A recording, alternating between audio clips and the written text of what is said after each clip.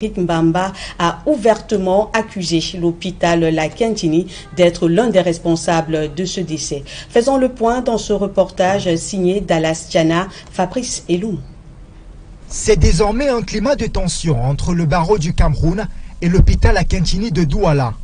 Ceci est dû à la mort controversée de maître Samuel Victor Diboma.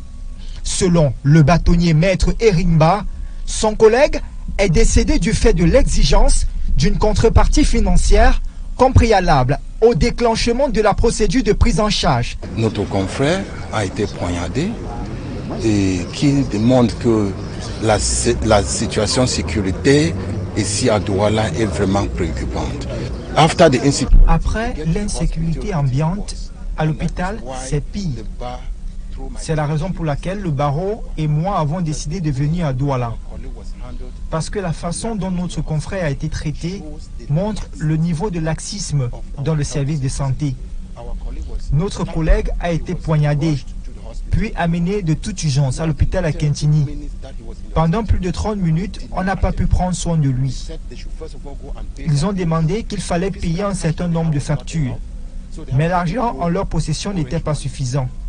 Ils ont décidé de payer par Orange Money, mais le réseau était instable. Le bâtonnier décrit aussi la négligence du médecin censé s'occuper du cas, maître Diboma. Ce qui est curieux, c'est que le jeune médecin qui était présent ne l'a pas examiné pour voir ce qui n'allait pas. Il a demandé à Michel, qui l'a conduit à l'hôpital, de le déshabiller, chose que Michel a fait. C'est douloureux. Le barreau condamne cela avec la dernière énergie. Jean au téléphone par Équinoxe, le professeur Essomba, directeur de l'hôpital à Quintini de Douala, donne sa version des faits. Il estime qu'il s'agit d'une campagne de désinformation contre la structure hospitalière dont il est en charge. Après avoir recoupé auprès de mes collaborateurs qui étaient déjà faits, il est arrivé à 3h, il est décédé à 3h10. On est désolé, mais ce n'est pas parce qu'à l'hôpital La Quintini, on n'a pas pris en charge. Il s'est certainement vidé de son sang là où il a été accepté, c'est dommage. Et on nous l'a amené de façon très tardive. On est intervenu promptement, sans condition. J'ai recoupé encore cette affaire et je le redis encore. Ben, pour nous, c'est devenu classique. Et nous sommes satisfaits parce que les populations jouent le jeu. C'est-à-dire que maintenant, les gars arrivent, ils n'ont pas d'argent, mais ils finissent toujours par payer. Selon le bâtonnier, l'affaire est portée en justice par le barreau camerounais pour faire la lumière sur l'affaire. De son côté, le directeur de La Quintini nous renseigne qu'une réunion de mise au clair est prévue avec le bâtonnier ce lundi.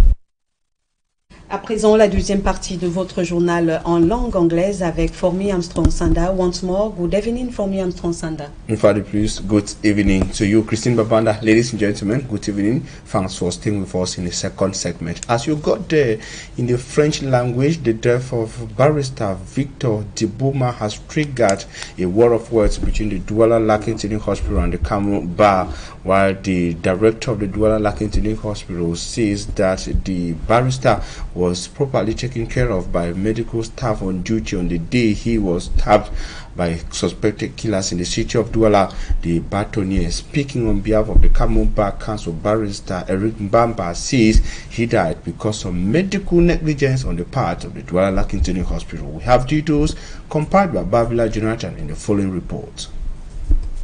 The Bar Association blames the death of its member on the Douala La Quintini Hospital.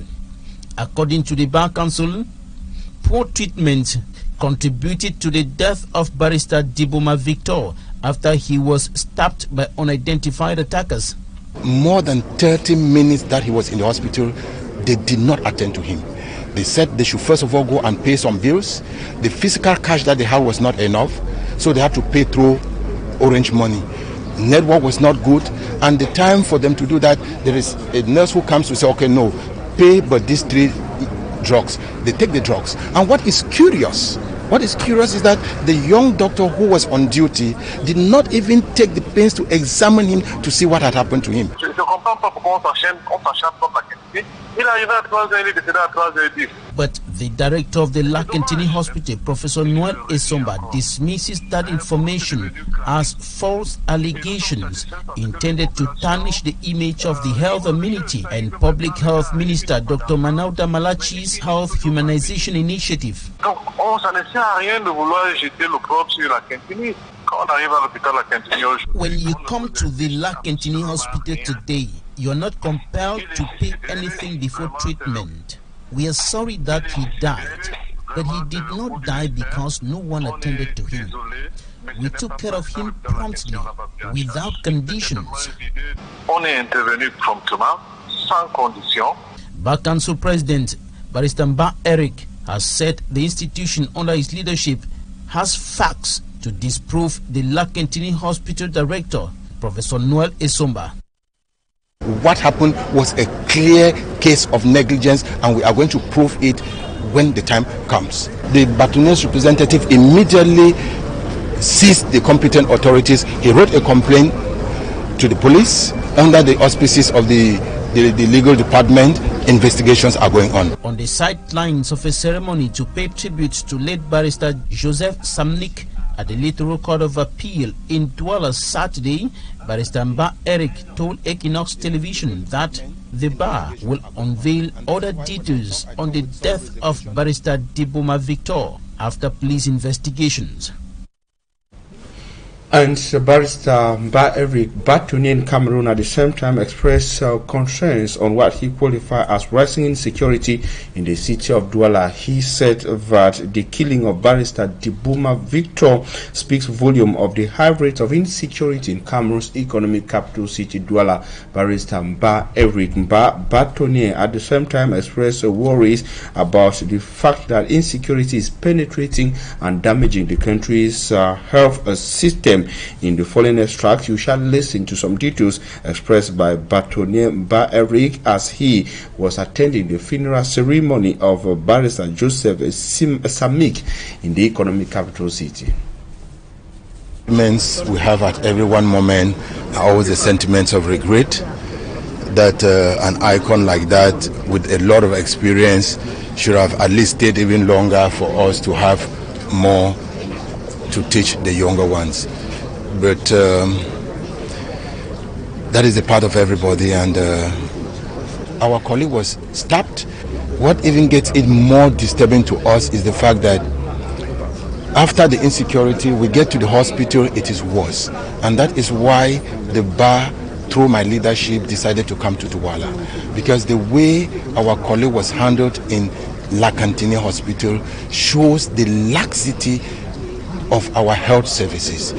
It is sad, and the bar condemns it with all the energy, because when it happens to a lawyer, we can imagine what happens to the poor orphans, to the poor widows, and to the people in the society.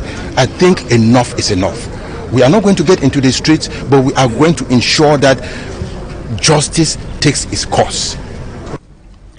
And inhabitants of Ikondo Titi in the Indian division of the southwest region of Cameroon and those of Kumba in the Meme division are happy that the stretch of road linking the two towns is now passable, but however express their worries on what will happen if the rains come back on that stretch of the road. They say that they now pay less than what they used to pay to travel to and from Ikondo Titi through Kumba. The people were also expressing their concerns and the need for the road to be tarred. Their worries were compiled by Malak Glory in the following report.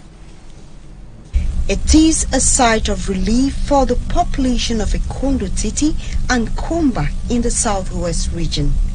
They can now travel to either towns at lower cost of 1,000 francs instead of 7,000 francs as before. This is because the road linking Ikondo Titi and Kumba has been rehabilitated. Transport, high transport, even Okada, we pay from here to Kumba 7,000, 10,000 for each person. We used to pay between 7,000 and 10,000 francs from Kumba to Ikondo Titi, and sending our children to school was not easy as it was more expensive. I thank God how the road opened the road. Now I pay from there to Kumba 1,000 or 1.5. The road was inaugurated by the Senior Divisional Officer from Meme Division, Dundong Chamberlain. During the ceremony, he called on the local population to embrace peace and assured them of a better security. Tell them that they should not be afraid. Nobody should tell them lies that you will go and see the SDO will kill you. We're going to kill you there. The SDO is your father, who has received firm instruction from the head of state to remove all our children from the bushes and to allow them to start new life. While the population appreciate the efforts of the authorities, road users complain the coming of the rains might wash the soil away and call on government authorities to tar the Équinoxe road. The sale of coffins around hospital premises is dividing public opinion in the economic capital city, Douala. Our reporter, Esie Lucy Liengo, moved to some hospital establishments, interviewed Douala city dwellers. Some think it is okay, and others see it as a psychological devastating factor to patients who come from these hospitals. We have details in her report. The sales of coffins and roofs at the entrance of hospitals in the city of Douala is gaining grounds and causing panic. At the Nilong District Hospital, the presence of these funeral service merchants is the first image that welcomes all who come into contact with the health institution. The image, according to some, saddens their hearts. We are not happy seeing coffins in front of hospitals. Getting to a hospital, the first things you see are coffins. It seems like an agreement that people should be injected, killed, so that coffins can be bought. I think it's not good because it plays on the psychology of a patient. To me, they are supposed to be hidden. Others think the activity is inappropriate. While growing up, coffins were not being sold in hospital premises, but rather when you lost someone, then you go give a command for it to be made. While others have a positive view to this, I don't think it's an issue or a bad idea, because if a patient dies, the family won't go far looking for a coffin to buy when it's sold by the hospital. C'est pour ça que les gens ont préféré vendre des cercueils autour de l'hôpital comme ça. At the Lakentini Hospital, the feeling is same with the presence of coffin shops at the principal entrance. Despite the presence of this activity, it should be recalled that 6 years ago, the former director of Lakentini, Professor Njok, prohibited the sales of coffins and wreaths at the hospital entrance, as he noted that it is not good for the psychology of a patient who hopes to find healing in a hospital. The Dean of the Diplomatic Corps in Cameroon has expressed his worries or concerns and wishes to see the end to the armed conflict in the northwest and southwest regions of Cameroon, or see it end as fast as possible. He was speaking during the ceremony to offer New Year wishes to His Excellency President Paul Biya. That comes after 2 years of absence linked to the coronavirus pandemic. We have details of the exercise in a report compiled by Anne Abila. Very moderate in his approach to things, and he believes in peace. He considers peace. 2 years after the suspension of the traditional New Year salutations to President Paul Biya because of COVID-19, the events resumed this year at the Unity Palace. The number of delegations, however, was reduced to 38. Je me réjouis également de nos retrouvailles. 2 années après notre dernière rencontre. It was a huge crowd of diplomats and other very important personalities present at the Unity Palace. Among them were ambassadors and representatives of international organizations, Senate President Marsenyas Ndifenti, National Assembly President Kavayege Jibril, Prime Minister Chief Dr. Joseph Diongute were those who opened the ceremony. Then it was the turn of several government ministers who came to say Happy New Year, Mr. President. The Gabonese ambassador to Cameroon, Paul Patrick Bifo, spoke on behalf of members of the diplomatic corps and representatives of international organizations. He thanks Cameroon for a strong and positive diplomacy. Le Cameroun est depuis 6 ans marqué par les conflits et tragédies que vivent les populations au nord-ouest et au sud-ouest. Outlining efforts which, according to them, are to bring calm to warring far north, northwest and southwest regions. Je voudrais, au nom du corps diplomatique, exprimer l'espoir que ce conflit soit réglé dans les plus brefs délais. President Paul Biya said the war in Ukraine plus COVID-19 has greatly affected economies worldwide, especially that of Cameroon, hence the need for subventions from international partners. Je voudrais toutefois plaider pour que la communauté internationale accorde un intérêt plus accru aux situations de crise et de conflit ayant pour théâtre le continent. And at the end of the ceremony, President Paul Biya took off some minutes to give brief instructions to visitors and his subordinates at the Unity Palace. À vous-même et à vos familles respectives, j'adresse mes sincères souhaits de santé et de succès pour l'année 2023. And before we take leave of you, we take you to information out of Cameroon to neighboring Mali in West Africa to say that the Malian government has pardoned some 49 Ivorian soldiers arrested in July and sentenced last week by a court to 20 years in prison. The gesture amid diplomatic efforts to free the captives ends a dispute that had raised tensions between Mali and neighboring countries of the Economic Community of West Africa, ECOWAS, and sparked a threat of sanctions being imposed on the Malian government by the ECOWAS regional bloc. The soldiers had been arrested upon their arrival at the airport in Bamako, Mali's political capital city. They were accused of being mercenaries. Disputing the assertion, the Ivorian government said the soldiers had been sent to assist MINUSMA, the United Nations peacekeeping mission in Mali.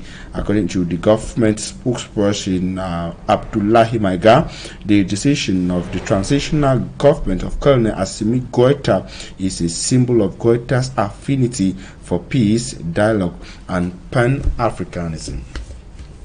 Ladies and gentlemen, that's all we had time for as far as news is concerned on Equinoxe Television. We thank you for your keen attention and urge you to stay in the company of interesting programs on Equinoxe. Christine Babanda, have a nice evening. Also have a lovely night for me, Armstrong Sanda. Et c'est la fin de ce journal. Merci de votre fidélité.